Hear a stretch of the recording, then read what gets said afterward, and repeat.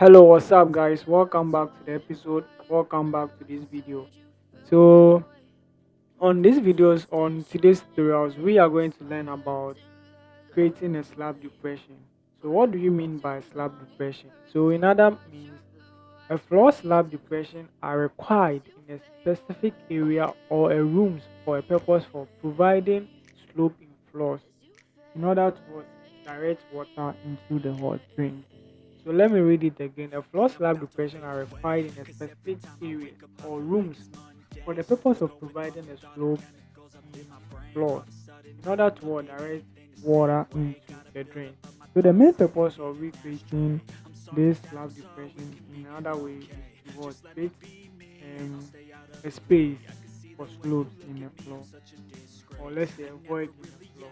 So on this episode, let's move right away into Revit and see how to create a slab depression in Revit.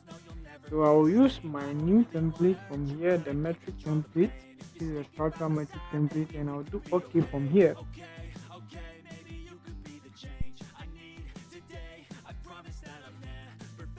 Okay, so here we are. So with this video, I'm going to show you many ways to create a void in a slab, or normally known as a slab depression.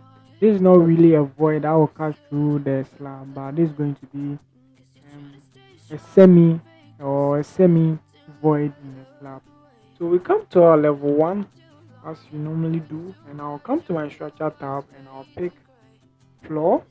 I'll look for floor and click here. So just click here and just draw a slab any size here. After that, you do finish. So let me delete the span direction from it. So we are having a thickness slab of 300 mm, which is good for our tutorials today. So the next thing that I'm going to do is to create a void in it. So I'll pick this shaft and I'll select a rectangle from here.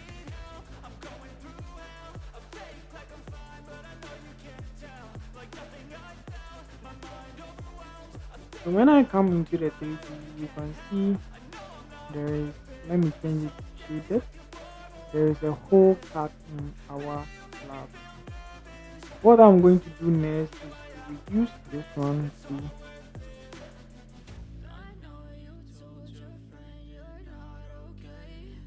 250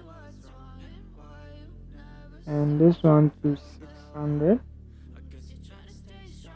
Okay, we still have the void inside, so what we can do next is to create a floor, another floor. So I'll pick floor again from the structure tab and I'll draw something like this, and I'll do it minus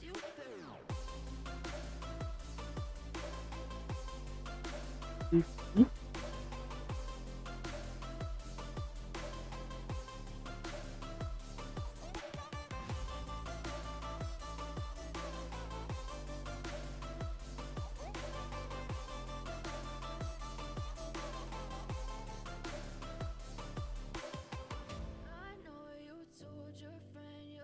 So when we take a section through,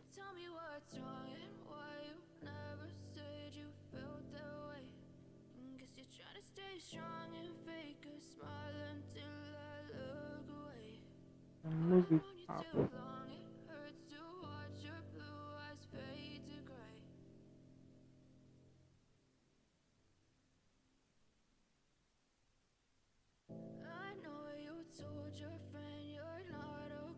Now back in our 3D, there is this depression of the slab, of the floor slab here.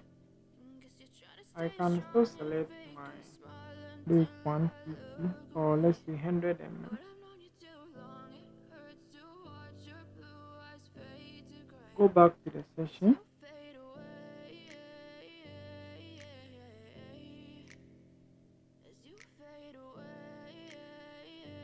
So after creating this depression here, the next thing you have to do in the section, select the floor or go back to the modified area, pick join geometry select here and you join as well.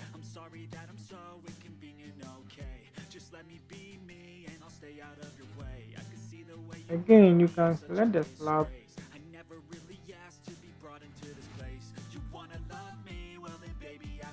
level 1, then you do edit boundary, you offset your lines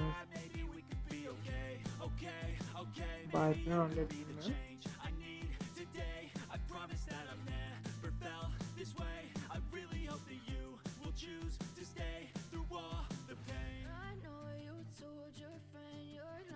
So we have something like this. Okay, so this is another type of creating a slab depression in Revit. So I'm going to show you the second way to create a slab depression in Revit. So I'm going to come to my structure tab again and pick on floor. I'll draw a rectangular floor like this. It can be any floor as well. So after drawing this floor, I'll delete my span direction, the default span direction. So I'll come to the component aspect and click on this component with a small triangle here and do model in place. So model in place, I'll just have to set the floor.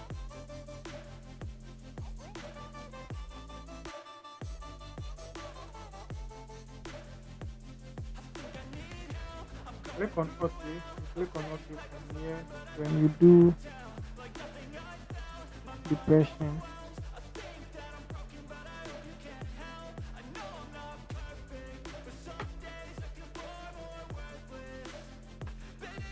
depression slab, then you pick void extrusion.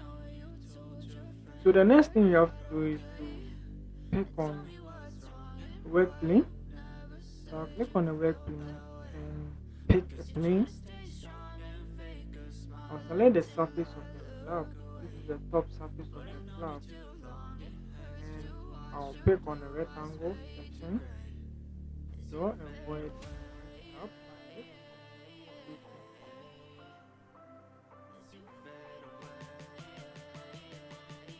So you can come to your 3D area and do here.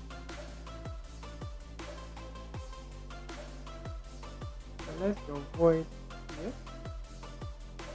And do minus or 100 mm.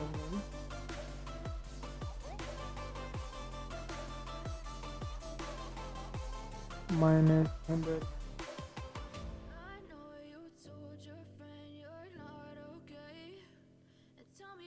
After that, you select your void here and use the cut geometry by clicking on the cut geometry. You click on your void and you click on your slab. You can do finish from here.